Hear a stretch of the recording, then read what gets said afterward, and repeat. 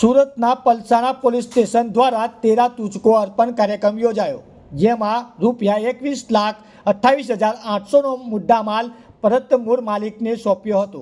વાત કરવામાં આવે તો સુરત ગ્રામ્ય જિલ્લા પોલીસ દ્વારા 13 તુચકો અર્પણ કાર્યક્રમ યોજાયો હતો, જેમાં ઉચ્ચ પોલીસ અધિકારી દ્વારા પલસાણા પોલીસ સ્ટેશન વિસ્તારમાં રહેતા નાગરિકોના ચોરીમાં તેમજ ગુમ થયેલા મુદ્દામાલ મૂળ માલિકોને પરત સોંપવામાં કરાયું હતું આયોજન, જેથી બારડોલી વિભાગીય પોલીસ અધિકારી HL રાઠોડના માર્ગદર્શન હેઠળ પલસાણા પોલીસ સ્ટેશનના પોલીસ ઇન્સ્પેક્ટર દ્વારા પલસાણા પોલીસ સ્ટેશન ખાતે 13 તુચકો અર્પણ કાર્યક્રમ યોજવામાં આવ્યો હતો। યોજવામાં આવેલા આ કાર્યક્રમ દરમિયાન પલસાણા પોલીસ સ્ટેશન દાખલ થયેલા અલગ અલગ પ્રકારના 20 ગુનાઓ શોધી કાઢતી મુદ્દામાલ રિકવરી કરાયો હતો અને ત્યારબાદ આ કાર્યક્રમ ભાગરૂપે રિકવરી કરવામાં આવેલા કુલ ₹21,28,800નો મુદ્દામાલ મૂળ માલિકને પરત સોંપવામાં આવ્યો હતો। જાણવા મળી રહ્યું છે કે પલસાણા પોલીસ સ્ટેશનના તમામ પોલીસ કર્મચારીઓના ટીમ વર્કથી આ કાર્યક્રમ સફળ બનાવવામાં આવ્યો હતો। બ્યુરો ચીફ હેતલ મિસ્ત્રી સાથે કેમેરામેન ચેતનભાઈ પ્રજાપતિ હર હંમેશ સત્યની સાથે।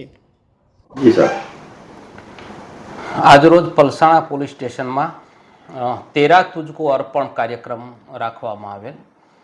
અમારા રેન્જ IGP સાહેબ અને મારા SP હિતેશ જોયસર સાહેબનો એક એવી સૂચના હતી કે ભાઈ જે પોલીસ સ્ટેશનો ખાતે જે મુદ્દામાલ પડેલ છે તે મુદ્દામાલ વ્યક્તિઓને સમયસર મળતો નથી અને સમયસર નહીં મળવાના કારણે એ મુદ્દામાલ સામે વ્યક્તિને પણ ઉપયોગમાં નથી આવતો।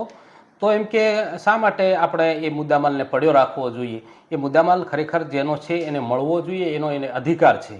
તો એ અંતર્ગત આજે પલસાણા પોલીસ સ્ટેશનમાં અલગ અલગ 20 પ્રકારનો, જેમાં મોબાઈલ છે, ટ્રક છે, મોટરસાઇકલ છે, રોકડ રૂપિયા છે, એ મુદ્દામાલ 21,28,800નો સમથિંગ મુદ્દામાલ જે તે વ્યક્તિઓને પરત સોંપવામાં આવેલ છે અને આગળ પણ આવા જ કાર્યક્રમો અમે જેમ બને એમ મુદ્દામાલ જેનો છે એને સ્પીડી મળી શકે એવા તમામ પ્રયત્નો અમારા સુપિરિયર અધિકારીના માર્ગદર્શન હેઠળ રહી અને કાયદાના મર્યાદામાં અમે એને સોંપશું।